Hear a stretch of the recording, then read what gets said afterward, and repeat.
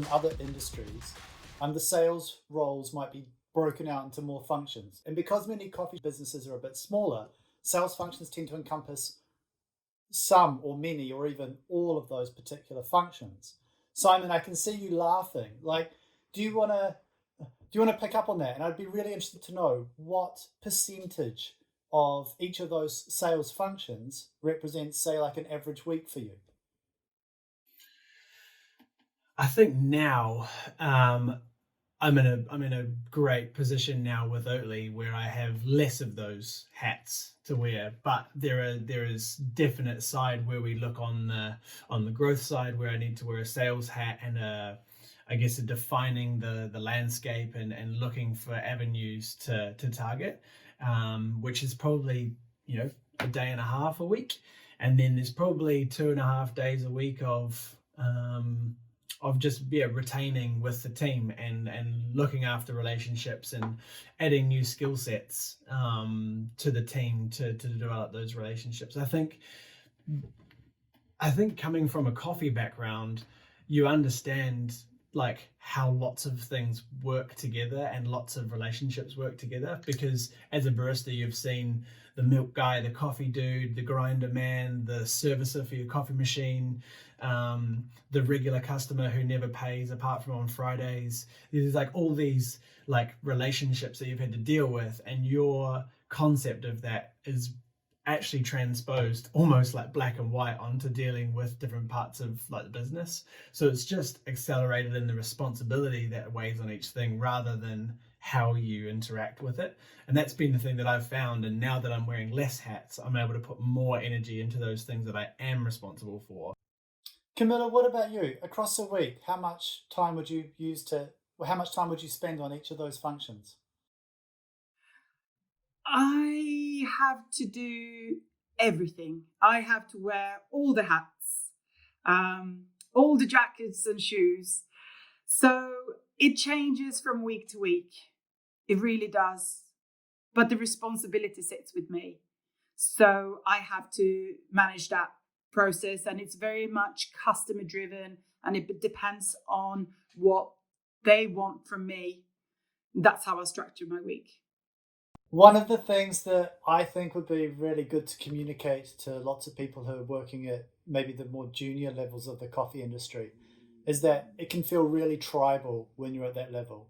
And then some of the more middle tier and upper tier roles, actually, our business interests and our commercial interests are actually so intricately interwoven with the future prospects of the industry that our primary job and almost our primary responsibility is to make sure that the specialty coffee industry and coffee as a whole wins, that we win more customers, that we paint a vision of the benefits of coffee drinking, of being able to drink in cafes, of being able to drink coffee at home.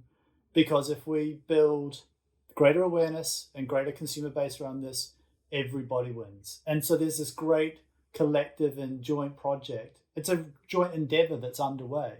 And it's a really exciting part of the industry to be involved in. And if you can find your way there, I thoroughly recommend it.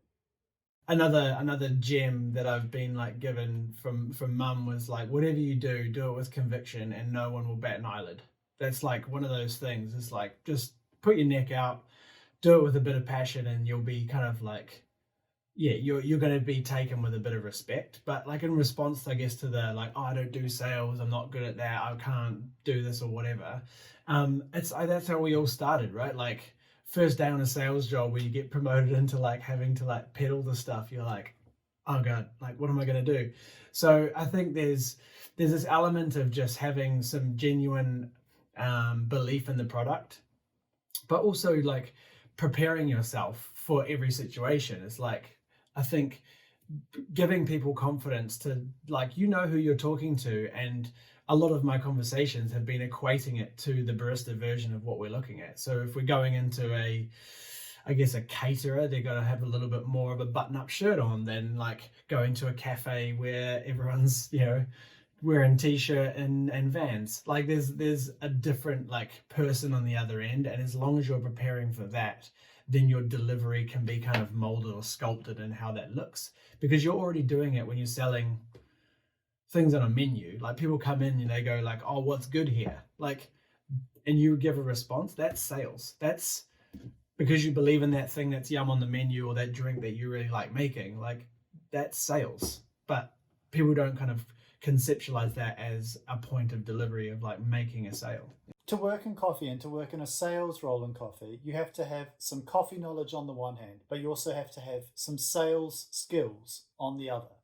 So between your coffee knowledge and your sales skills, what do you think is actually more important to you in the job on a day-by-day basis? It's harder to teach sales skills. So it's personability and it's being genuine and just that natural aura of like being, I guess, a person in the room that people want to listen to is something that you can't teach. Whereas the coffee side is important in terms of your background and your history, and it's more your development through coffee that's important rather than your like, I know my Tipicas from my Pacamaras. I think it's the development of that knowledge and the progression of that knowledge. Camilla, did you have something you want to add there? Like between this coffee knowledge and these sales skills, what do you think is more important? Definitely be able to communicate, like you said, effectively in a friendly way.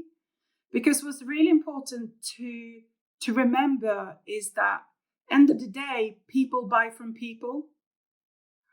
And it's, if you are a person who are good at facilitating, because if we move the language away from sales, which, yes, it's got negative connotations, we are facilitating a relationship between a user and the manufacturer. So it's, yes, the knowledge, you need to know what you're talking about. Absolutely. And experience is so important for credibility. So if I'm talking to somebody who doesn't believe that I know what I'm talking about, I've lost them there and then. So it's a balance, Tim. You have to have a balance of all skills, which is something that you will pick up on the way. Your whole journey of career journey, it's a journey, it's a forward step, it's a backward step, it's a side step, but it's part of that journey and the skill set to pick up along the way. Camilla, you said it's really important that I'm seen with credibility and that people see me to be credible.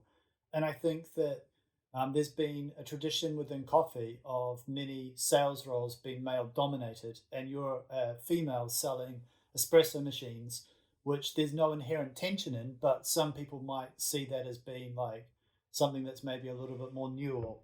Have you felt that you've had to work harder to present yourself as being credible to some people because there's been some level of prejudice there?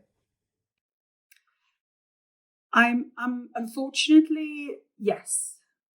I think there is still a perception that technical aspects of the industry is something that belongs to the male, to guys. And absolutely, you have to. And I think it's maybe in all technical roles, is the perception is that you're female and where is your male colleague who will be able to answer this question.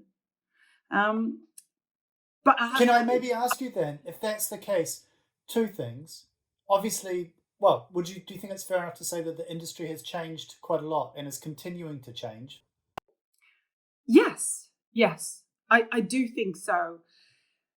Perhaps a decade ago, we may not have seen as many female baristas, for example, as we do today. It starts from there. It isn't a man behind a coffee machine. It's, we have got all genders, all backgrounds now providing what is commonly is the customer service, is a customer experience. And I think that if you can provide that, then the gender doesn't matter. And I guess following on from that, in those moments where you have felt the need to be able to have to present yourself with additional credibility to be able to take that step in the sales process, how have you gone about that? How have you communicated your knowledge and your expertise? For credibility, yes, you need to know what you're talking about, but it's what Simon said. It's to speak with conviction, passion, knowledge. And if you're able to bring those together, then yes, you can achieve the objectives. But yes, there has been many occasions where I feel that I would have to display that in a stronger sense for them to believe in me and in my knowledge of the equipment. United Baristas is exploring jobs in the coffee industry. To follow the series, subscribe to our YouTube channel. New films are dropping weekly.